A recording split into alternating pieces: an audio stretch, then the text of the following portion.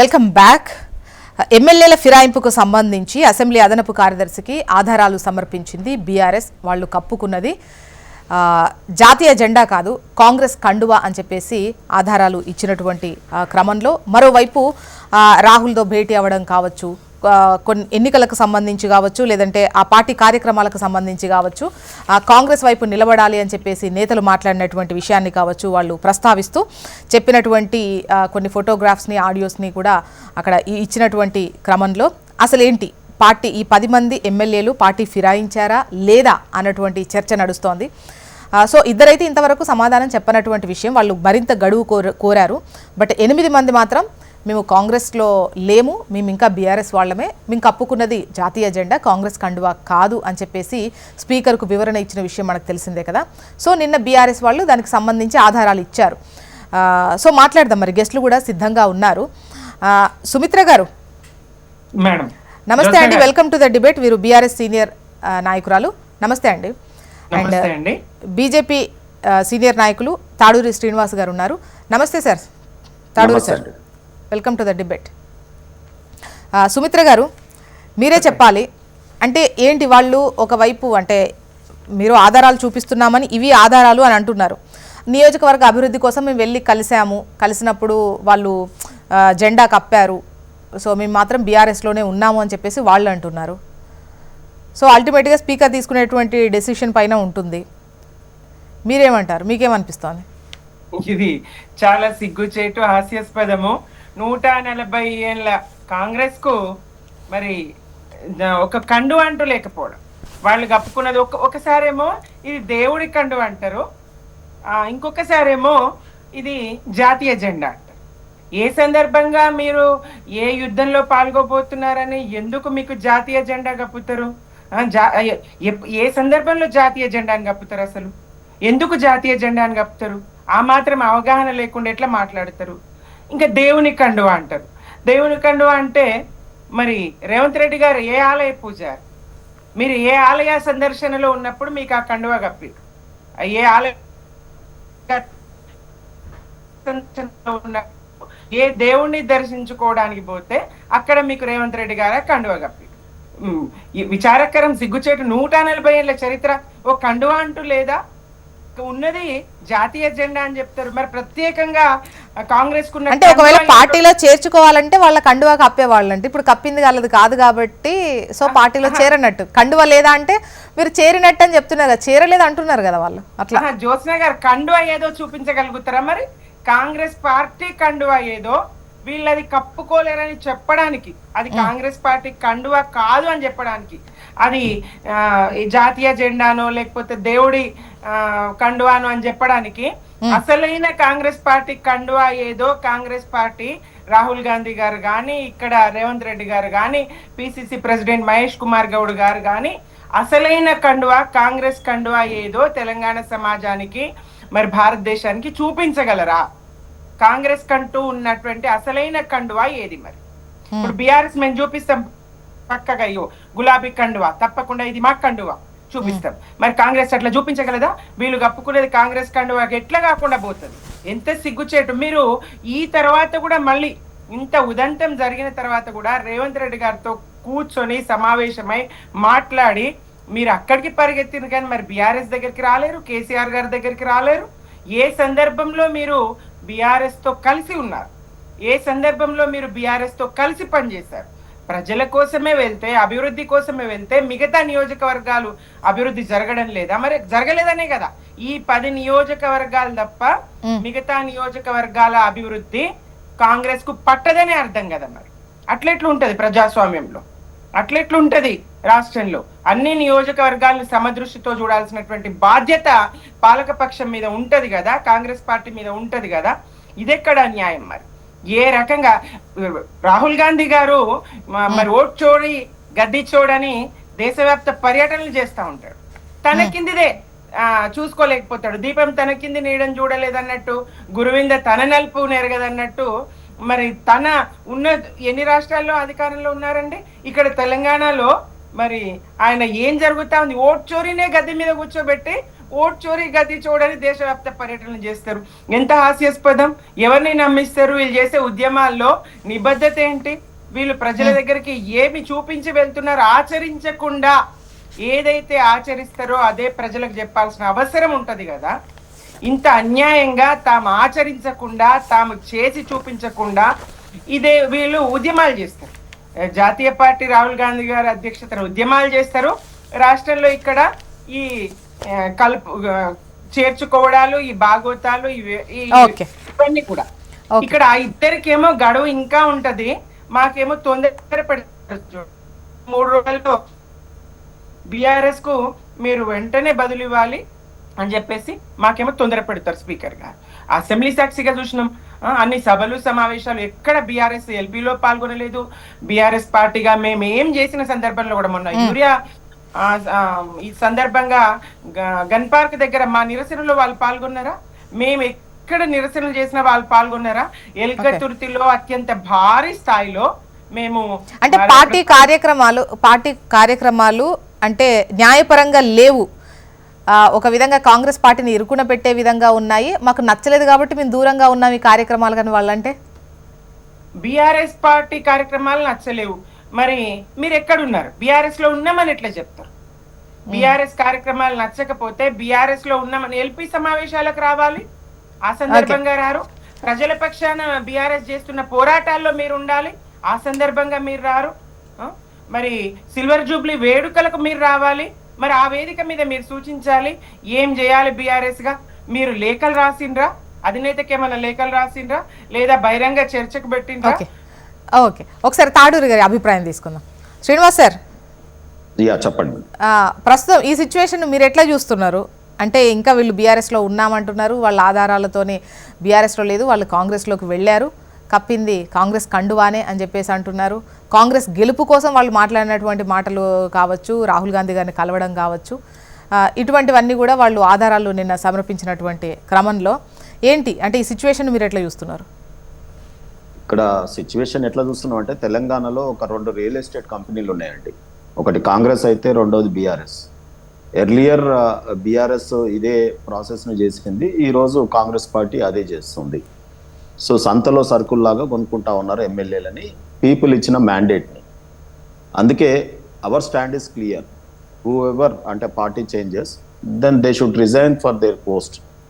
అంటే ఉదాహరణకి వారు ఎమ్మెల్యేగా ఉంటే ఎమ్మెల్యే పదవి కానీ, పార్టీ సభ్యత్వం ఉంటే పార్టీ కానీ, ఈ రకంగా రిజైన్ ఇచ్చేసి వెళ్ళిపోతే ఎవరు కాదంటారండి. ఎందుకంటే డెమోక్రసీలో ఉన్నటువంటి, ఒకవేళ మనం ఏదైతే ఇన్స్టిట్యూట్లో ఉన్నామో, ఏదైతే పార్టీలో ఉన్నామో, ఆ పార్టీ విధానాలు నచ్చనప్పుడు డెఫినెట్లీ బైండ్ ఓవర్ బానిసలేం కాదు. సో సిద్ధాంతాలకు తిలోదకాలు ఇచ్చినప్పుడు మారొచ్చు, లేదా నాయకుల యొక్క వ్యవహార శైలి మారినప్పుడు మారొచ్చు. బట్ ఆ రోజున్న ఎమ్మెల్యే పదవికి రాజీనామా చేసి మళ్ళీ పీపుల్ మ్యాండేట్ అడిగి వెళ్ళిపోతే సరిపోతుంది. కానీ ఇక్కడ ఏం జరుగుతూ ఉందంటే, గతంలో బీఆర్ఎస్ పార్టీ ఏదైతే పార్టీ ఫస్ట్ టైం వచ్చినప్పుడేమో ఒక పర్సెప్షన్ ఏంటి, తెలంగాణ స్టేబుల్ గవర్నమెంట్ ఉండాలి, వాళ్ళు ఏదైనా మోసం చేస్తే మనం స్టేబుల్గా ఎక్కువ సంఖ్యలో చూయించుకోవడానికి మనం చేశాము అని చెప్పి ఆ రోజు విభిన్న, అంటే తెలంగాణ ఏదైతే సిద్ధాంతం ఉందో దానికి భాషా ప్రయుక్త రాష్ట్రాలకే ఓటేసి సమైక్యాంధ్రకే ఓటేసినటువంటి తెలుగుదేశం కావచ్చు, కమ్యూనిస్టులను కావచ్చు, కమ్యూనిస్ట్ ఎమ్మెల్యేలను కావచ్చు, అదే కాంగ్రెస్ ఎమ్మెల్యేలను కావచ్చు చేర్చుకొని ఏకంగా అసలు రాజీనామా చేయకుండా మంత్రి పదవులు ఇచ్చి పడేసినారు. సో ఇక్కడ కండువాలు మార్చే దాని గురించి చర్చ, ఇంత గగ్గోళ్ళు కోర్టు దాకా పోయి పెద్ద పెద్ద లాయర్లను పెట్టి ఇంత తనలాడుతున్నారు. ఇది ప్రజలకు ఏం ఉపయోగం చెప్పండి? ఈ ఫైటింగ్, ఇటువంటి ఫైటింగ్ ఏదన్నా ప్రజలకు ఉపయోగకరమైన చర్చన? వారి రాజకీయాలకు ఉపయోగపడవచ్చు. కాంగ్రెస్ పార్టీ ఈ రోజేమో చేర్చుకున్నది కానీ. ఒకటి శ్రీనివాస్ సార్, మీరు రాజకీయ నాయకులకు ఏం చెప్తారు? ప్రజలు ఇప్పుడు ఎంత అవునన్నా కాదన్నా పార్టీలకు కొంత బేస్ ఉంటుంది, అంటే వ్యక్తిగతంగా ఒక ఇమేజ్ ఉంటుంది, పార్టీలకు కొంత ఉంటుంది, అవి రెండు కలిస్తే వాళ్ళ గెలుపు అనేది సాధ్యమవుతుంది. పార్టీలో ఉన్న వాళ్ళకు ముఖ్యంగా ఇండివిజువల్స్ వేరు.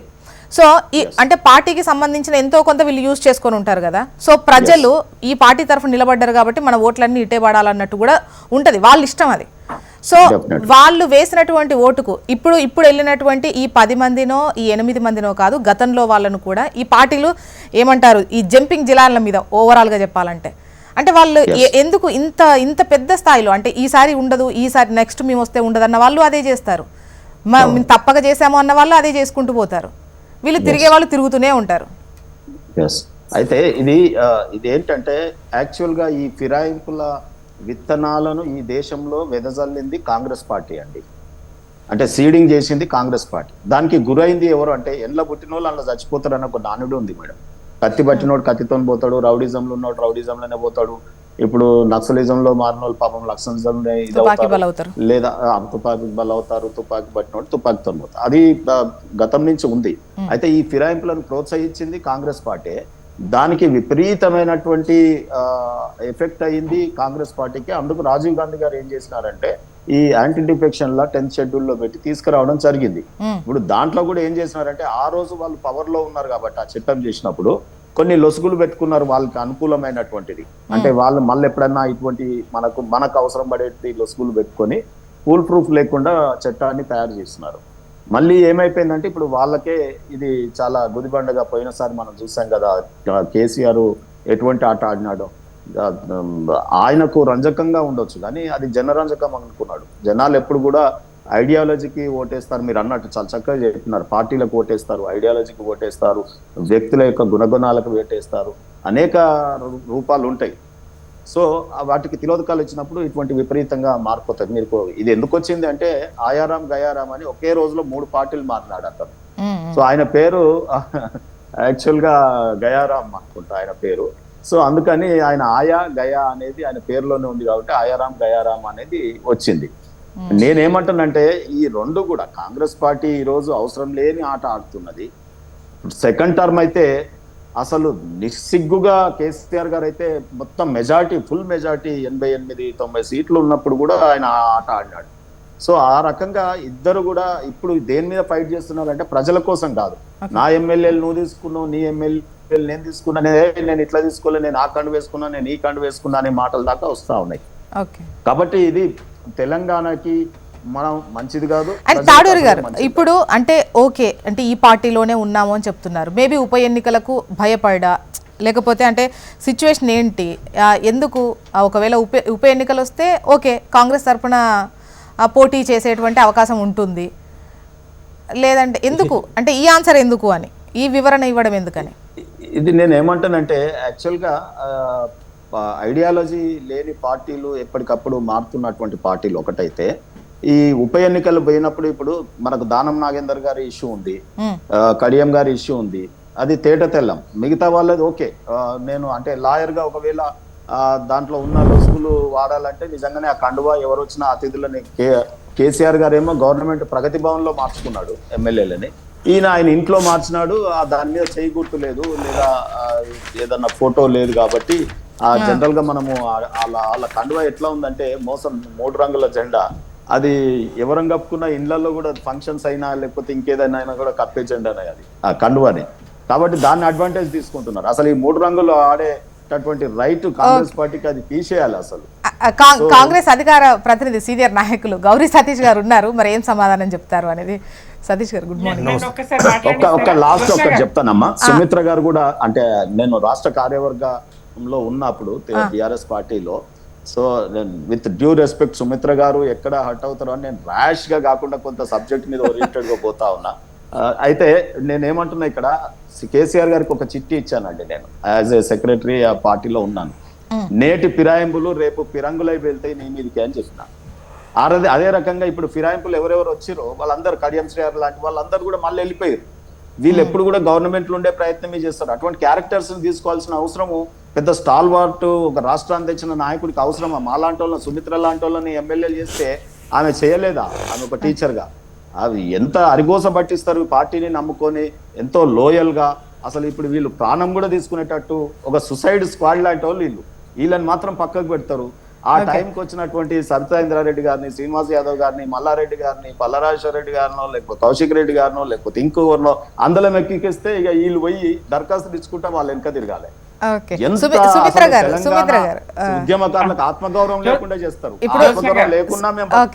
ఇప్పుడు కాంగ్రెస్ స్మార్ట్ గా వెళ్తుందా ఇంకా ఎలా వెళ్తుందని పక్కన పెడితే అసలు మీరు చేసిందే కదా ఇప్పుడు మాత్రం పెద్ద ఎత్తున అంటే ఒక లాజిక్ ప్రకారం లెక్క సరిపోలేదు కాబట్టి ఇంకా కోర్టులో కానీ ఎక్కడైనా చెల్లుతుంది కాబట్టి మీరు ఈ ఫైట్ చేస్తున్నారు, లేదంటే కావాల్సినంత సంఖ్య ఉంటే మీరు చేసే పని ఏం లేదు ఇక్కడ. అవును కదండి, మేము ఏం చేసినా బీఆర్ఎస్ గా చట్టం పరిధిలోకే చేసినాం కానీ అతిక్రమించి అయితే చేయలేదు. నంబర్ 1. అతిక్రమించడం కాదు అన్న ఒక్క నిమిషం, వాళ్ళకు కొట్లాడే శాతగాలే కాంగ్రెస్ వాళ్ళు. అప్పుడు నా సొంత లాయర్ ఉంటే చెప్పేటోళ్ళు. అన్న ఒక్క నిమిషం మీరు కూడా సేమ్ బీజేపీ కూడా గురువిందతనే నలిపారు కదా అన్నట్టే వ్యవహారం ఇక్కడ. మీరేమో అతీతమని నేను అనుకోవడం లేదు. పశ్చిమ బెంగాల్లో మమతా బెనర్జీ గారికి మోదీ గారు ఏం ఛాలెంజ్ విసిరారు, మోదీ గారు ఏం మాట్లాడారు, దీదీని 40 మంది ఎమ్మెల్యేలు నాతో టచ్ లో ఉన్నారని చెప్పి ప్రధానిగా ఒక టచ్ లో ఉన్నా రాజీనామా చేయాలి. టచ్ లో ఉంటే రాజీనామా చేయాల్సిందే. అత్యున్నత స్థాయిలో ఉన్నటువంటి వ్యక్తి, ఒక ప్రధాని ఒక రాష్ట్ర ముఖ్యమంత్రితో ఆ సవాల్ విసిరొచ్చా? 40 మంది ఓకే, మళ్ళీ ఇంకా పూర్తి స్థాయిలో మిగతా అన్ని రాష్ట్రాలు తిరగాల్సి వస్తుంది ఇప్పుడు. ప్లీజ్ మళ్ళీ సుమిత్ర గారు మళ్ళీ తీసుకుంటారు వాయిస్. సతీష్ గారు, అండ్ ఆల్రెడీ ఇది గతంలో అంటే బీఆర్ఎస్ వివరణ ఇవ్వకముందు మీరు మాట్లాడి ఉంటారు. వాళ్ళు ఇంకా బీఆర్ఎస్లోనే ఉన్నామని చెబుతున్నారు, అది వాళ్ళ కన్సర్న్లో ఉన్నటువంటి అంశము అన్న విధంగా నిన్న బీఆర్ఎస్ వాళ్ళు కొన్ని ప్రూఫ్స్ చూపించారు, కొన్ని ఫోటోగ్రాఫ్స్, కొన్ని వీడియోస్. వీళ్ళు కాంగ్రెస్ పార్టీకే ఓటేయాలి, కాంగ్రెస్ను గెలిపించుకోవాలి అని చెప్పేసి వీళ్ళు చేసిన క్యాంపెయిన్స్కు సంబంధించి అటు బీఆర్ఎస్ వాళ్ళు నిన్న వివరణ ఇవ్వడం జరిగింది స్పీకర్ దగ్గర. సో ఇటు వాళ్ళేమో ప్రూఫ్స్ ఇస్తున్నారు, వీళ్ళేమో మీ దగ్గరలో ఏమో బీఆర్ఎస్లోనే ఉన్నామంటారు. సరే, ముందుగా ప్యానెల్లో ఉన్న సీనున్నకి, సుమిత్రక్కకి, మీకు అందరికీ కూడా నమస్కారం తెలియజేస్తూ, ఎవరిచ్చారో మనందరం కూడా స్వచ్ఛందంగా ప్రత్యక్షంగా చూడమని జరిగింది. ఎవరైతే ఆ ఎన్నికల్లో వచ్చిన వారు జాయిన్ అయిన తర్వాతనా, లేకపోతే స్వచ్ఛందంగా వారి అభిమానం కొద్దిగా ప్రచార అభివృద్ధిని చూసా వారు ప్రచారం చేసినటువంటి పరిస్థితి మనం ప్రత్యక్షంగా చూడడం అనేది జరిగింది. దాని కారణంగానే వాళ్ళు గతం మర్చి సరే వాళ్ళు చేస్తే ఒక తీరు సరే, ఎందుకనంటే వాళ్ళు అధికారంలో ఉన్నప్పుడు వీళ్ళు ఎంత ఆందోళన చేసినా కూడా వాళ్ళు చేసిన పనికి వాళ్ళు ప్రతిసారి సమాధానం చెప్పుకోవాల్సిన పొజిషన్లోనే బీఆర్ఎస్ ఉంది, కాదనేది కాదు. కానీ అది తప్పన్న మీరే ఈ విధంగా ఎంకరేజ్ చేయడం ఎంతవరకు? అండ్ ఒకటి ఎంకరేజ్ చేస్తే చేశారు, కాంగ్రెస్లో ఉన్నారు, కాంగ్రెస్తో నడుస్తున్నారు అని గట్టిగా చెప్పుకోలేనటువంటి సిచ్యువేషన్లో ఉన్నారు. కానీ నైతికంగా వాళ్ళు ఈ పార్టీ ఫిరాయింపుల గురించి మాట్లాడే నైతిక అర్హత లేదు బీఆర్ఎస్కి. ఎందుకనంటే పార్టీ ఎమ్మెల్యేలను చేంజ్ చేసుకుంటే ఒక పరిస్థితి, వార్డు మెంబర్ నుండి పార్లమెంట్ స్థాయి వరకు ఎల్పీలనే విలీనం చేసుకున్నటువంటి ఘనత టీఆర్ఎస్ బీఆర్ఎస్ పార్టీది అనేది ఒకసారి మా సుమిత్రక్క కూడా తెలుసు. కానీ తప్పని పరిస్థితులలో అదొక విషయం అనేది మనమందరం ఆలోచన చేయాలి. దాంతోపాటుగా వారు స్వచ్ఛందంగా మేము పార్టీలో జాయిన్ కాలేదురా బాబు అని చెప్తా ఉంటే, వారు ప్రజల చేత ఎన్నిక కాబట్టినటువంటి ఎమ్మెల్యేలు చెప్తా ఉంటే, లేదు వాళ్ళు జాయిన్ అయ్యారని చెప్తా ఉంటే, మరి ఏది పరిగణలోకి తీసుకోవాలనేది కోర్టు పరిధిలో ఉన్నప్పుడు మనం ఏ విధంగా ప్రస్తావిస్తామనేది మనం ఒకసారి ఆలోచన చేయాలి. మా సీనాన్న చెప్తాను, భారతీయ జనతా పార్టీ అట్లా కాదు ఐసీ తైసీ అంటున్నాడు మా అన్న, చాలా మంచిదే. మరి మహారాష్ట్రలో ఏం జరిగిందో ఒకసారి సమాధానం చెప్పాలా, గోవాలో ఏం జరిగిందో ఒకసారి చెప్పాలా. మీరు అంటే దేశమంతా తిరిగితే ఎక్కడ ప్రతిపక్షం ఉంటే దాన్ని చీల్చి చెండాడి వాళ్ళ పక్షంగా మార్చుకున్నటువంటి పరిస్థితిని కూడా మనం గుర్తించాలి. నిజంగా రాజకీయం చేస్తుంది భారతీయ జనతా పార్టీ దేశంలో అంటే ఏ ప్రతిపక్షం లేకుండా నయాన్నో భయాన్నో లొంగ తీసుకునే ప్రయత్నం చేస్తుందా లేదా అనేది వాస్తవాన్ని కూడా మాట్లాడే ప్రయత్నం చేయాలి ఒక జాతీయ పార్టీగా. అది చేయట్లేదు, అక్కడ జరగట్లేదు అంటే ఆ గవర్నమెంట్లు ఉన్నాయి. గతంలో శివసేన ఎవరు పెట్టిండ్రు, ఎవరు దాన్ని విచ్ఛిన్నం చేసి ఏం చేశారో కూడా మనం సమాజానికి చెప్పవలసిన బాధ్యత ఉంటుంది. కానీ మేమేం చెప్తున్నాం తెలంగాణలో అంటే, వారు ఎక్కడైతే పార్టీలో జాయిన్ కావాలని చెప్తున్నప్పుడు సాంకేతికమైనటువంటి అంశం కోర్టులో ఉన్నప్పుడు మనము ఈ వేదికల ద్వారా చర్చించడం అనేది సాధ్యం, మంచి పద్ధతి కాదు అని నా పర్సనల్ ఒపీనియన్ కాంగ్రెస్ పార్టీ తరఫున. దాంతోపాటుగా ఎవరైతే ఎన్నిక కాబడ్డారో వాళ్ళు చెప్తున్నటువంటి రిటర్న్లో ఇచ్చినటువంటి ఎవిడెన్స్ను కోర్టు పరిగణలోకి తీసుకునే అవకాశం ఉంటుంది. గౌరవ కొంతమంది ఎమ్మెల్యేలు మేము కాంగ్రెస్ పార్టీలో జాయిన్ కాలేదని స్వచ్ఛందంగా కంప్లైంట్ ఇచ్చినటువంటి దాఖలాలు కూడా మనం ప్రత్యక్షంగా చూసినాం కదా. సో వారి యొక్క నిర్ణయాన్ని కోర్టులు ఆ విధంగా చూస్తాయి అనేది కూడా మనం అందరం కూడా భావించాలి. సరే, ఒకవేళ కోర్టు కనుక కల్పించుకొని ఒకవేళ అనర్హత వేటుకు గురి అయితే ఖచ్చితంగా ఆ 10 స్థానాల్లో కాంగ్రెస్ పార్టీ ఖచ్చితంగా గెలుస్తుంది. ఎందుకనంటే అక్కడ ఉన్నటువంటి గతంలో ఏ విధంగా బీఆర్ఎస్ చేసిండో మేము ఆ విధంగా చేసే పరిస్థితి ఉండదు.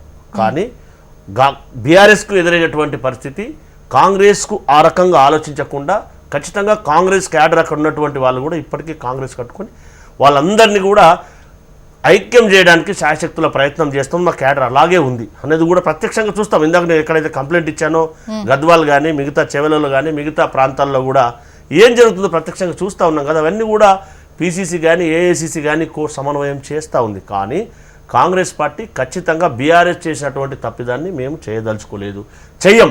కానీ వాళ్ళు ఏం చేశారు, రూట్లని అంటే ఏదైతే చెట్టు ఉంటే ఇబ్బంది అని చెప్పి దాన్ని వేర్ల నుంచే పీకినటువంటి ఘనత టీఆర్ఎస్ పార్టీ. వాళ్ళు పార్టీ ఫిరాయింపు గురించి అంటే మాట్లాడితే మీరు ఎట్లయితే పాలన పట్ల ఆకర్షితులై పార్టీ మారకపోయినా పార్టీ గెలుపు కోసం ఇప్పుడు ఈ 8 మంది ఏవైతే వివరణ ఇచ్చారో వాళ్ళు కృషి చేస్తున్నారు అన్నప్పుడు, వాళ్ళు అప్పుడు అధికారంలో ఉన్నప్పుడు వాళ్ళ నియోజకవర్గ అభివృద్ధి, వాళ్ళు పాలన పట్ల ఇంప్రెస్ అయ్యి అంత పెద్ద మొత్తంలో వాళ్ళే వచ్చారు, మేమేం వాళ్ళని ఇన్వైట్ చేయలేదని వాళ్ళు చెప్పారు. మనం అందరూ ఆలోచన చేయాలి. మీరు ఉన్నటువంటి క్వశ్చన్ ఎక్కడ కూడా వాళ్ళు వచ్చిండ్రని మీరు అంటారు, మా దగ్గర మేమైతే రాలేమని చెప్తున్నారు. వచ్చి చెప్పారు అంటే కాదు, ఇక్కడ ఎక్కడైతే కాంగ్రెస్ గెలుపు కోసం గెలిపించుకోవాలని మాట్లాడిన మాటలు వాళ్ళు ఆధారాలు ఇచ్చినవి. ఒకటి రాహుల్ గాంధీ గారితో భేటీ అయినటువంటి విషయం కావచ్చు, కండువాలు కప్పుకున్నవి కావచ్చు, అంటే అది జెండానా లేదంటే మీ పార్టీ కండువానా, వాటికి సంబంధం అంటే వీళ్ళు ఇచ్చిన వివరాల బట్టి మాట్లాడుతున్నాం. రాహుల్ గాంధీ గారిని కలవడం అంటే దేశంలో ఏ విధంగా ప్రజాస్వామ్యం కూని అవుతా ఉంది, ఒక ప్రతిపక్ష పార్టీగా సమస్యల పట్ల లేవనెత్తాల ఉద్దేశంతో వారు కలిసినటువంటి సందర్భం కదా. అంతేగాని పార్టీలో ఆయన ఏఐసీసీ అధ్యక్షులు గారు ఇంకోటి కాదు కదా, వారు ప్రతిపక్ష నాయకులు కాబట్టి వారిని కలిసి దేశంలో ఉన్నటువంటి పరిస్థితిని వివరించడానికి ఒక అసెంబ్లీ రిప్రజెంటేటివ్గా వారిని కలిసినటువంటి పరిస్థితి కదా. అంతేగాని పార్టీలో కలుస్తున్నామని చెప్పి వారి ద్వారా వారు కండ కప్పుకున్నటువంటి పరిస్థితి అవన్నీ ఆలోచించాలి కదా. సరే, లోకేష్ ని భారతీయ జనతా పార్టీ కలుస్తుందా లేకపోతే కలుస్తలేదా మరి శ్రీలంకకు కూడా బాగా తెలుసు, యావత్ సమాజానికి కూడా బాగా తెలుసు కదా, అవునా కదా. లోకేష్ ప్రతిపక్ష నాయకుడు కాదు కదా, ఆంధ్రప్రదేశ్ లో విద్యాశాఖ మంత్రి కదా, అవునా కదా. ఇప్పుడు వీళ్ళు అంటే ఎటువంటివి ఇన్పుట్స్ అని పెట్టాలో రాహుల్ గాంధీ గారి దగ్గరికి వెళ్ళి కలిశారంటారు. అది ఏదైతే ప్రతిపక్ష నాయకుడు ఉన్నాడు కాబట్టి, ఎల్ఓపి లీడర్గా ఉన్నారు కాబట్టి దేశ సమస్యల పట్ల ప్రశ్నించడానికి ఉన్నటువంటి అవకాశాలను ఉన్నటువంటి సమస్యలను లోక్సభలో ప్రస్తావించాలనే ఉద్దేశంతో వారిని కలవడం జరిగింది తప్పితే పార్టీ గురించి ఎక్కడ కూడా కలవలేదని కాంగ్రెస్ పార్టీని గెలిపించుకోవాలి అని అనడం. ఇక్కడ ఎన్నికలు జరగలేవు కదా, అంటే వచ్చేటువంటి ఎన్నికలు ఇప్పుడు స్థానిక మా క్యాడర్ లేదు. జ్యోత్స్న మేడం గారు వారు మా దగ్గర గెలిచినప్పుడు మా దగ్గర లేరు, వారి సాయం లేకుండానే మా ప్రభుత్వం ఏర్పడింది. కానీ రాజకీయం తెలుసుకుంటే ఏ రాజకీయ పార్టీ అయినా పడగొడతాం, నిల్వనీయం, ఉండనీయం అని చెప్పి వాళ్ళ దగ్గర ఉన్నటువంటి ధనబలంతో విచ్చలవిడిగా మాట్లాడితే ఏ రాజకీయ పార్టీ అయినా రాజకీయం చేసే అవకాశం బట్టి. సరే, ఎవరు దొరికినరా, ఎవరు పాస్పోర్ట్ వల్ల, అవన్నీ సమాజం చరిత్ర కదక్క. సుమిత్రక్క, ఎవరు దొరికినరా, ఎవరు పాస్పోర్ట్ ఎవరు చేసిండ్రా అనేది ఈ సమాజానికి తెలుసు కదక్క. ఎవరు గతంలో 2004 కంటే ముందు ఎవరు ఆస్తి ఏముండే ఏందనేది అసందర్భం కదక్క. ఎవరి సమాజానికి అంతా తెలుసు కదా. ఇప్పుడు ఏం చేస్తున్నారు, ఎవరి కోసం దేనికోసం కొట్లాడుతున్నారు ఈ సమాజానికి తెలుసు కదా. ఎవరైతే పార్టీ పడిపోతుంది ఇంకా ఉండదు ప్రభుత్వం అంటే రిజల్ట్స్ వచ్చిన తర్వాత వెంటనే ఎవరైతే అన్నారో వాళ్ళే పార్టీ మారారు అన్నటువంటిది, అంటే పార్టీకి అనుకూలంగా మాట్లాడారు. పోనీ ఇప్పుడు చేరలేదు కాబట్టి పార్టీకి అనుకూలంగా మారారు, కాంగ్రెస్ గెలుపు కోసం పిలుపునిస్తున్నారు. అంటే ఎవరి దారినైతే వాళ్ళు పడగొట్టాలని ప్రయత్నం చేసిండ్రు వాళ్ళే మట్టుకొచ్చారు, అంటే వారు రావాలని ప్రయత్నం చేసిండ్రు కదా. వీళ్ళు స్థిరమైనటువంటి ప్రభుత్వాన్ని కూలగొట్టాలని కుతంత్రాలు చేస్తున్నారు కాబట్టి దాన్ని ఒక బాధ్యత గల పౌరునిగా కాపాడాలని వారు ఇటువైపు ఆలోచించుంటారు, అది ఆలోచించుంటారు కదా, ఆలోచించుంటారు కదా. హయాంలో మీరు చేసినటువంటి కుతంత్రాలు 2 బయటపడ్డాయి. కాంగ్రెస్ చేసినటువంటి కుతంత్రాలు. సరే, టిఆర్ఎస్ ఒక్కసారి జ్యోత్స్న మేడం గారు ఎందుకోనంటే ఈ దేశంలో ఏ రాజకీయ పార్టీ కూడా ఎక్కడైనా ఎల్పీలను విలీనం చేసుకున్నటువంటి పరిస్థితి ఉందా? ఒక్కొక్కటిగా కాకుండా దాంతో పాటుగా ఎల్పీలను విలీనం చేసుకుంటూ కాకుండా ఒక పార్టీ సింబల్ మీద గెలిచినటువంటి ఎమ్మెల్యేలను మంత్రి పదవులు ఇచ్చినటువంటి ఘనత ఎవరిదండి చరిత్రలో ఈ దేశంలో? ఎవరిది? టిఆర్ఎస్ బీఆర్ఎస్ పార్టీదా కాదా? అది మర్చిపోయి మాట్లాడితే అందుకే కదా సతీష్ గారు రెండు విషయాలు. రూల్ ప్రకారము వర్కౌట్ అవుతుందా కాదా, రెండోది నైతికం అనైతికం అన్నటువంటి అంశాలపైన ఉంటుంది. అంటే ఇప్పటి వరకు ఉన్నటువంటి రాజకీయ మాటలు కావచ్చు, పార్టీల మధ్య ఈ ఫిరాయింపులకు సంబంధించి నేతలు అటెళ్ళడం ఇటు రావడం, ఈ అంశాలకు సంబంధించి పర్టికులర్గా ఈ టర్మ్లో చూస్తే అసెంబ్లీ వేదికగా కూడా వచ్చిన వాళ్ళకి ఏమి ఇబ్బంది లేదు, మళ్ళీ వచ్చినా కూడా ప్రాబ్లం ఏం రాదు, మళ్ళీ ఏమి ఉప ఎన్నికలు రావు అన్నటువంటి ఒక భరోసా ఇచ్చినటువంటి సీఎం గారి దగ్గర నుంచే విన్నాం. సో ఇటువంటి ఏమో పొలిటికల్గా నడుస్తూ ఉంటాయి, బట్ పార్టీ మాత్రం మారలేదు, రాలేదు, వాళ్ళు ఇక్కడికి రాలేదు అన్నటువంటి మీ దగ్గర నుండి వస్తుంది. వాళ్ళు కూడా మేము వెళ్ళలేదని చెప్తున్నారు. ఇది ఎట్లా తీసుకోవాలి అంటే జనాలకు ఏం అర్థం కావాలో? అంటే జనాలు చాలా విఘ్నులు, ఏం చేయాలనేది సందర్భాన్ని బట్టి వాళ్ళు నిర్ణయిస్తారు. అందులో మనం ఎక్కువగా ఆలోచించవలసినటువంటి అవసరం లేదు. మనందరికంటే చాలా విచక్షణంగా ఆలోచించే వాళ్ళు ఓటర్లు. కాబట్టి సందర్భాన్ని బట్టి ఎవరికి ఏ విధంగా ఆశీర్వదించాలన్నది అల్టిమేట్గా ఆశీర్వదించేది ప్రజలు కాబట్టి, ఓటర్లు కాబట్టి వారు సమయానుకూలంగా సందర్భానుకూలంగా నిర్ణయం తీసుకుంటారు. అవును కాదన్నా అవునన్నా. ఒకటి, ఈ పార్టీలు అధికారం ఉన్న దగ్గరికి మాటిమాటికి మారే నేతలకు సంబంధించి almost results, majority of results ఏ విధంగా ఉన్నాయో చూస్తున్నాం, ప్రత్యక్షంగా చూసాము. సో ఇకపై కూడా రిజల్ట్స్ ఏ విధంగా ఉంటాయి, ఎన్నికలు వస్తాయా రావా చూడాలి. సో నెక్స్ట్ టాపిక్ లోకి వెళ్దామండి. ఇంకా యూరియాకు సంబంధించి ఇంకా మీద ఒక పాయింట్ సబ్మిట్ చేసేది ఉందా? ఒక్కొక్క నిమిషం మాత్రమే సబ్మిట్ చేయండి ప్లీజ్. ఇప్పుడు సతీష్ గారు మాట్లాడుతూ ఒక విషయం చెప్తారు, బీజేపీ శివసేన విషయం చెప్తారు. నేను ఏమంటున్నా, 2/3 మెజారిటీ పార్టీ సిద్ధాంతం అది ఎప్పుడు జరుగుతుంది అంటే పార్టీ ఐడియాలజీ ఏదైతే ఉందో దానికి వ్యతిరేకంగా పోయినప్పుడు, లేదా నాయకుడు కొంత ఇటువంటి అవినీతి కార్యక్రమాలకు లేకపోతే పార్టీ సిద్ధాంతాలకు అనుగుణంగా లేకపోయినప్పుడు మనుషులము రోబో, ఏదో రజనీకాంత్ సినిమాలో ఒక రోబో తయారు చేస్తే అది విలన్ లాగా మారి అందరినీ చంపేస్తుంటే ఆ రోబోని ప్రీ ఫిక్స్డ్ లాగా ఉండరండి. మనుషులం కదా మనము. నాయకుడే ఐడియాలజీ మార్చుకున్నప్పుడు ఆయన కింద పని చేయాల్సినటువంటి అవసరం ఉండదు. నాయకులే అవినీతికి మారినప్పుడు ఉండదు కదా. సో ఆ రకంగా 2/3 మెజార్టీతో జరిగిన బీజేపీలో ఇండివిజువల్ గా వచ్చినప్పుడు రాజీనామా చేసి వచ్చినారు. సరే, ఈ రోజు తెలంగాణ గురించి మాట్లాడుతున్నాం. నేను తెలంగాణ అనేసరికి బీజేపీ నువ్వేదో ఎక్కడో మహారాష్ట్ర, బెంగాల్కు తిరిగి వస్తా ఉన్నావు. ఫస్ట్ అయితే తెలంగాణలో ఈ రోజు జరుగుతున్నది ఏందో దాని మీద మాట్లాడదాం. జ్యోత్స్న గారు మాట్లాడమన్నది.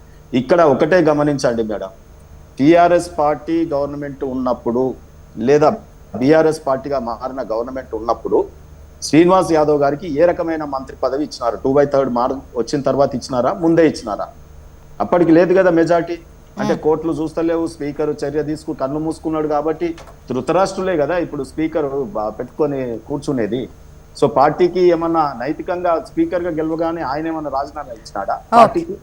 సో అందుకనే జ్యోత్స్న గారు ఇక్కడ బీఆర్ఎస్ పార్టీ చాలా నీచమైన రాజకీయాలు ఇక్కడ చేసింది. దాన్ని రేవంత్ రెడ్డి గారు, కేసీఆర్ గారు బూట్లలో కాళ్ళు పెట్టి నడుస్తున్నాడు తప్ప కొత్తదనం ఏం లేదు ఈ రోజు రాష్ట్రంలో. రెండు జాతీయ పార్టీలు, చెప్పండి సుమిత్ర గారు మాట్లాడండి. రెండు జాతీయ పార్టీలు, కొత్త రాష్ట్రము, నవజాత శిశువు ఈ రాష్ట్రంలో మర్చిపోయినట్టు టీఆర్ఎస్ భారత రాష్ట్రం అయింది కదా, వాళ్ళది కూడా జాతీయ పార్టీ కదా. వినండి, జాతీయ పార్టీ కదా. దీన్ని అస్థిరపరచాలని రెండు జాతీయ పార్టీలు కుట్ర చేస్తున్నప్పుడు అటు మరి తెలుగుదేశం నుంచి రేవంత్ రెడ్డి గారు వచ్చి ఓటుకు నోటుతో స్వయంగా దొరుకుతారు, అటు ఇంకా బీజేపీ చేసినటువంటి కుట్ర మరి ఫామ్ హౌస్ సాక్షిగా అక్కడ బయటపడుతుంది. మరి ఇట్లాంటి సందర్భంలో ఇప్పుడు సుమిత్ర గారు వాళ్ళు కూడా ఇదే అంటే ప్రభుత్వాన్ని పడగొడతారు అన్నటువంటిది ఎన్నికలు అంటే రిజల్ట్స్ వచ్చిన వెంటనే అటు బీఆర్ఎస్ నేతలు కూడా పెద్ద ఎత్తున చేయడం కూడా వాళ్ళని కూడా భయపెట్టిందేమో. జ్యోత్స్న గారు, మేము ఎట్లయితే విలీనం చేసుకున్నామో రాజ్యాంగ పరిమితులకు లోబడి రాజ్యాంగాలను ఎందుకు అతిక్రమించాలి?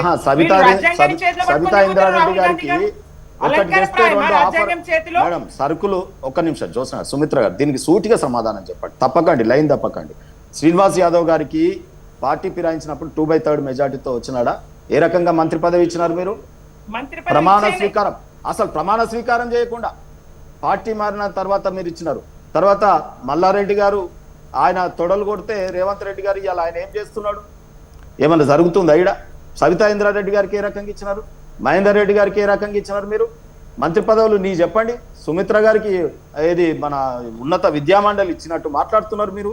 ఎందుకమ్మా ఇంత స్టాక్హోమ్ సిండ్రోమ్ తో బాధపడుతున్నారు? అట్లా ఒక 2 ఫోటోలు దిగంగానే కేసీఆర్ తోని లేకపోతే కేటీఆర్ తోని ఒక 2 సెల్ఫీలు దిగంగానే మురిసిపోయి ఫేస్బుక్ లలో ఫేమస్ అయితే సరిపోదండి. మీరు చైర్మన్ దగ్గర ఉండాలి, లేకపోతే ఎమ్మెల్యేగా ఉండాలి, లేకపోతే స్టాక్హోమ్ సిండ్రోమ్ తో బాధపడుతున్నారు. వస్తుంది కుటుంబం అయిపోయినాక, అవినీతి పరులు అయిపోయినాక నీ కాకొస్తుంది. మాకు తెలియదా ఎప్పుడు వస్తుందో. ఓకే సుమిత్ర గారు, నెక్స్ట్ టాపిక్ లోకి వెళ్దాం ప్లీజ్, దయచేసి నెక్స్ట్ టాపిక్ లోకి వెళ్దాం. చూద్దామండి, వాళ్ళు కాదు అన్నారు, వీళ్ళు వివరణ ఇచ్చారు. అండ్ ఇక్కడ ఒకవేళ నిలబడ్డా కూడా, ఇప్పుడు వీళ్ళు గట్టెక్కినా కూడా కోర్టులో మాత్రం నిలబడేటువంటి అవకాశం లేదు అని చెప్పేసి బీఆర్ఎస్ నేతలు ధీమా వ్యక్తం చేస్తున్నారు. ఇంకా అవును. అంటే ఆ 2/3 వరకు నంబర్ని ఎట్లా రీచ్ చేద్దామని ఒకటి, ఇక వచ్చేటువంటి అవకాశం లేదు అన్న ధీమాలో బీఆర్ఎస్ నేతలు ఉన్నారు. చూద్దాం ఏం జరుగుతుందా మరి. ఈ 10 స్థానాలకు సంబంధించి ఉప ఎన్నికలు వస్తాయా రావా మున్ముందు తెలుస్తుంది. ఇక నెక్స్ట్ వచ్చేసి ఈ యూరియా కొరతకు సంబంధించి ఇంతవరకు కొలిక్కి వచ్చినటువంటి పరిస్థితి లేదు. మరోవైపు కొన్ని చోట్ల రైతుల ఆందోళనలు, వాగ్వాదాలు,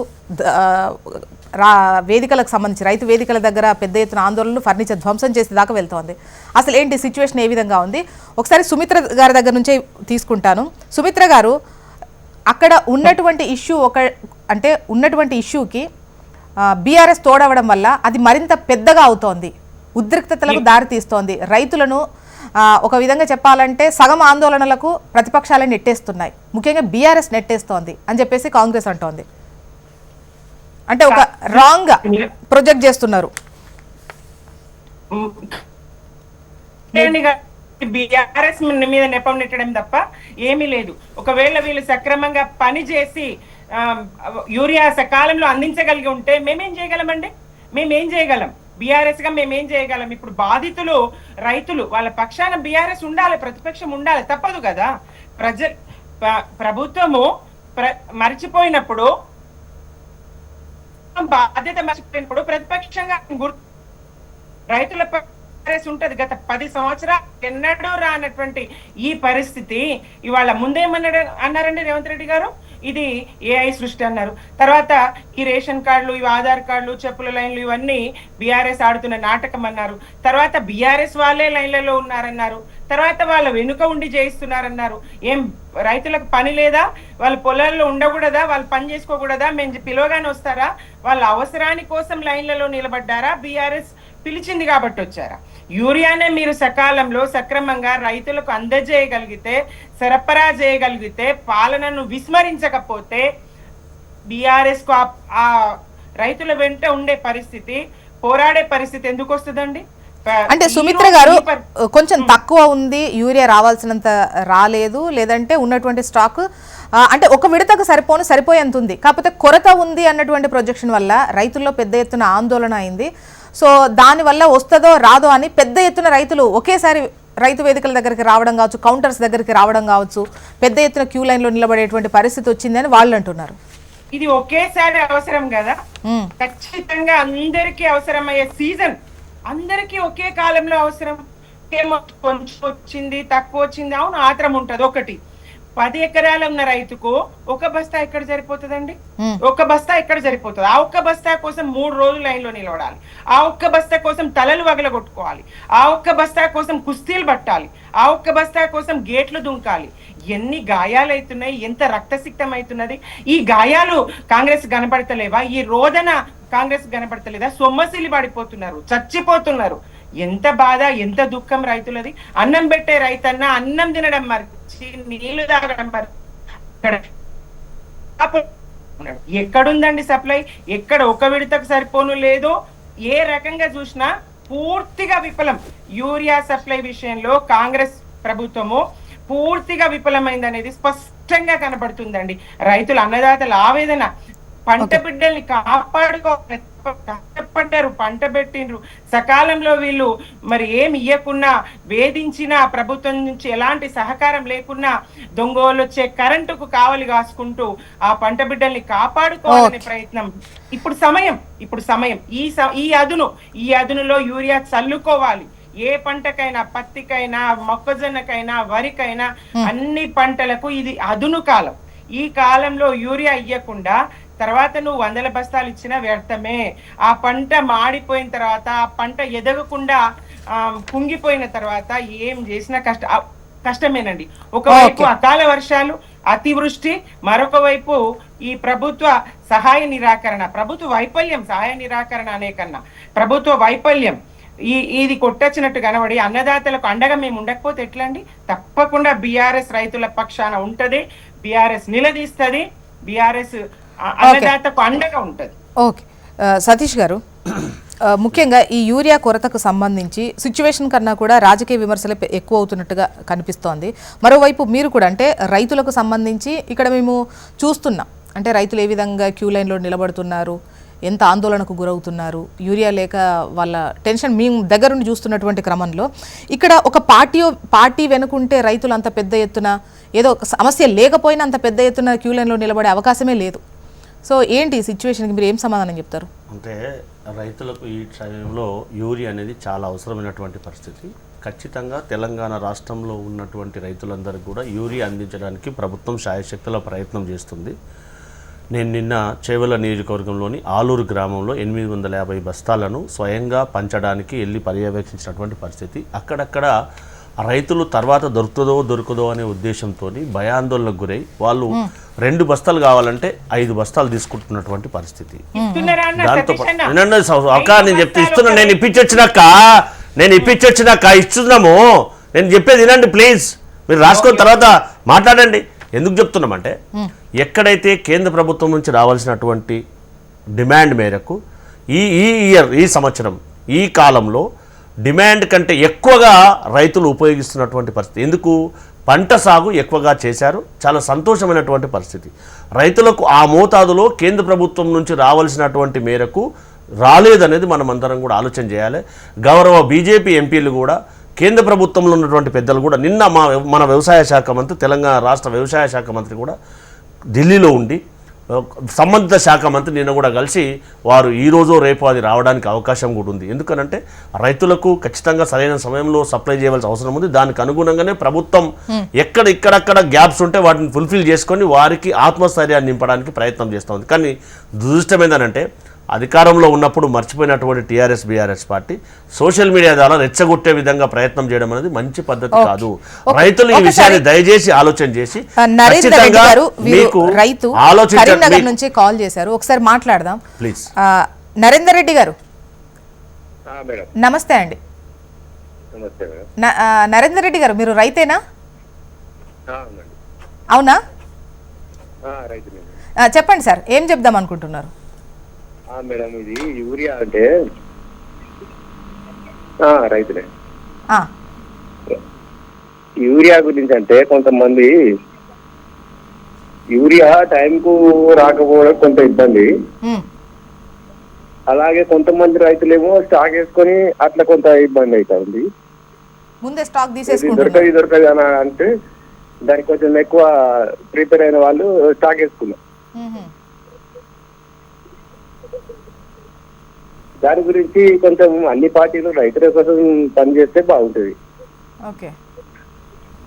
వాళ్ళ మీద వీళ్ళ మీద వాళ్ళు అని కాకుండా అన్ని పార్టీలు కలిసి రైతు కోసం కొంచెం సాయం చేసినట్టు చేసి ఆర్థికంగా ఆదుకుంటే బాగుంటుంది. ఈ ఫ్రీ బీస్ కూడా బాగున్నాయి మేడం. ఉచితాలు అని చెప్పి అన్ని అటే పెట్టేసి ఏం అభివృద్ధి ఉన్నది. ఓకే నరేందర్ రెడ్డి గారు, అది అంటే ఉన్నటువంటి స్టాక్ సంబంధించి కొరత ఉంది అనేసరికి కావాల్సిన తర్వాత దొరుకుతుందో లేదనే ఉద్దేశంతో రైతులు ఆతృతపడే అవకాశం ఉంటుంది. ఎందుకంటే ఈ సమయంలో కాకపోతే తర్వాత దొరకదు కాబట్టి నాకు 2 బస్తాలు కావాలంటే ఒక 5 బస్తాలు తెచ్చుకొని స్టోర్ చేసుకునే అవకాశం ఉంటుంది. దాంతో కూడా ఆ సమస్య అధికంగా అయ్యే అవకాశం ఉండదు అనేది. కావాల్సిన దానికన్నా ఎక్కువ తీసుకుంటే తర్వాత ఆ యూరియా ఏంటి గడ్డగట్టదా? తర్వాత నెక్స్ట్ సెకండ్ టైం కూడా వేసుకోవడానికి అవకాశం ఉంటుంది. యూరియా 2 లేదా 3 సార్లు కూడా వేసుకునే అవకాశం ఇప్పుడు ఎదుగుతున్నటువంటి సమయం. తర్వాత 150-20 డేస్ తర్వాత కూడా మళ్ళీ ఒకసారి వేయాలా, ఆ విధంగా వేయడానికి అవకాశం ఉంటుంది. కాబట్టి తర్వాత మళ్ళీ స్టాక్ దొరకదేమో అనే ఆలోచనతో రైతులు ఆ విధంగా తీసుకునే అవకాశం ఉంటుంది. కాబట్టి ఆ విధంగా రైతులు చేసే దానికి అనుగుణంగా కూడా ప్రభుత్వం ఖచ్చితంగా కేంద్ర ప్రభుత్వం సమన్వయం చేసుకొని రాజకీయం కంటే రాష్ట్ర రైతుల ప్రయోజనం ముఖ్యం కాబట్టి మీరు ఒకసారి ఆలోచన చేయాలి. సుమిత్రక్క దయచేసి వినండి మీరు ప్లీజ్. సతీష్ గారు అండ్ సుమిత్ర గారు ఇద్దరు ఒక్క నిమిషం. శ్రీనివాస్ సార్, ఒక తెలంగాణ కాదు ఈవెన్ ఏపీలో కూడా ఈ యూరియా కొరతకు సంబంధించి ఇబ్బంది పడుతున్న పరిస్థితి చూస్తున్నాం. ముఖ్యంగా కేంద్ర దగ్గర నుంచి రావడమే కాస్త అనుకున్నంత రాలేదు, తక్కువ వచ్చింది. అండ్ ఈ ఒక్క రాష్ట్రమే కాదు మిగతా దగ్గర కూడా ఇదే సిచ్యువేషన్ ఉన్నది. బట్ ఇక్కడ మాత్రం బీజేపీ నేతలు కేంద్రం తప్పేం లేదు, రాష్ట్ర రిక్విజిషన్లే తక్కువ ఉన్నాయి, లేకపోతే తక్కువ రాసి పంపారు, నిర్లక్ష్యం వహించింది వీళ్ళే అన్నటువంటి విధంగా బీజేపీ నేతలు మాట్లాడుతున్నారని అంటున్నారు. కరెక్టే కదా జ్యోత్స్న గారు మీరు చెప్పింది. రెండోది ఏంటంటే ఇక్కడ మీరు గమనించాల్సింది గవర్నమెంట్ కానీ ప్రతిపక్ష పార్టీ కానీ ఈ రాష్ట్రానికి చెందినటువంటిది. రైతులేమో ఫెర్టిలైజర్ లేక వాళ్ళు బిజీలా ఉన్నారు అని మీరు చెప్తా ఉన్నారు. రైతులకు కావాల్సింది ఫెర్టిలైజర్ బిజీ, ఇక్కడ ఈ ప్రభుత్వానికి కావాల్సింది ఎమ్మెల్యేలను కొనుగోలు చేసి బీఆర్ఎస్కి ఏమో నా ఎమ్మెల్యేలు పొయ్యిర్రు అనే గగ్గోలు. రెండో విషయం ఏంటంటే బీఆర్ఎస్ పార్టీ నిజంగా కూడా గ్రౌండ్ లెవెల్లో ఏం చేస్తుందంటే అసలు యూరియా లేదు లేదు లేదు అని ప్రచారం చేస్తూ రెచ్చగొట్టే ప్రయత్నం చేస్తూ ఉంది.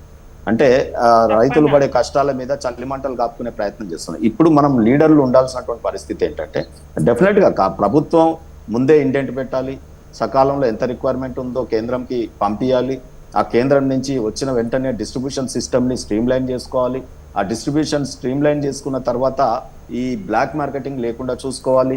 ఆ తర్వాత ప్రతిపక్ష నాయకులు గాసిప్స్ అయిపోయింది అని రెచ్చగొట్టి రైతులు ఎగబడేటట్టు దాచుకునేటట్టు చేస్తున్నది బీఆర్ఎస్ పార్టీ ఇక్కడ. బీఆర్ఎస్ కాదు, బీజేపీ నేతలు కూడా ఇప్పుడు మీరు అనట్లేదు కానీ మీరు సమన్వయంతో మాట్లాడదాం అంటున్నారు సార్. మేము ముందాగా ఇప్పుడు ఒకటి మేడం, ఫెర్టిలైజర్ ఇస్తుంది మేము, సబ్సిడీ ఇస్తుంది మేము, వింటున్నారా? ఇండెంట్ ఎంత సకాలంలో పెడితే అంత ఇచ్చినామా లేదా లెక్కలు చెప్తున్నాయి. ఇలా 8 లక్షల టన్నులు ఆల్రెడీ మేము ఇచ్చినాం. మీకు ఒక్కటి చెప్తా మేడం, కేసీఆర్ ఇవాళ బయట లైన్లో నిలబడ్డా యూరియా కావాలని? ఆయన రైతు కాదా? నేను గొప్ప రైతుని అంటాడు కదా, మరి ఆయనకు అన్ని ఒకసారి ఒక రైతుతో మాట్లాడదామండి. రాజేశ్వరరావు గారు మెదక్ నుంచి, ఇప్పుడు ఆయన లైన్ లో నిలబడ్డం, అది ఇప్పుడు ఇక్కడ సమస్య ఇది. మీరు పరిగెత్తుతున్నారు, నేను పరిగెత్తడం కాదండి, అంటే టాపిక్ డైవర్ట్ అవ్వద్దు కదా. ఇక్కడ రైతులు వాళ్ళ ఆందోళన. ఇప్పుడు శ్రీనివాస్ సార్, నేనెందుకు పరిగెడతానండి, మీరు నా వైపు తిప్పకండి మీరు ఐటమ్ ని. రాజేశ్వరరావు గారు మెదక్ నుంచి కాల్ చేశారు. రాజేశ్వరరావు గారు గుడ్ మార్నింగ్ అండి. ఒక రైతుతో మాట్లాడదాం, మళ్ళీ తర్వాత మీ వాయిసే తీసుకుంటా. Taduri sir. Good morning madam. Good morning sir, చెప్పండి.